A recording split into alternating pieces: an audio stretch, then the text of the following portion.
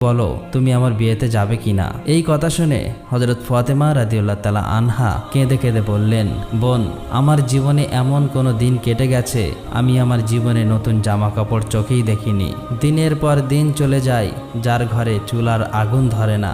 দিনের পর দিন চলে যায়, আমরা না খেয়ে থাকি। সেখানে নতুন জামা কি করে পাবো বলো। তখন মেয়েটি হযরত ফাতেমা রাদিয়াল্লাহু তাআলা আনহাকে বলল, বোন, তুমি যদি তোমার নিজের জবান দিয়ে একবার বলো যে আমি নতুন জামা কাপড় পরে তোমার বিয়েতে যাব, তাহলে আমার বিশ্বাস তোমার সৃষ্টিকর্তা মহান আল্লাহ রাব্বুল আলামিন তোমার জামা কাপড়ের ব্যবস্থা করে দেবেন। কারণ আমি জানি তোমার সাথে তোমার রবের অনেক ভালো সম্পর্ক। ফাতেমা রাদিয়াল্লাহু তাআলা আনহা একসময় আবেগী হয়ে বললেন, ইনশাআল্লাহ আমি তোমার বিয়েতে যাব এবং পৃথিবীর সবচেয়ে দামি জামা কাপড় পরিধান করেই যাব ইনশাআল্লাহ। তখন সেই মেয়েটি দৌড়ে তার বাবার কাছে গিয়ে তার বাবাকে বলল, বাবা, ফাতেমা আমার বিয়েতে আসবেন এবং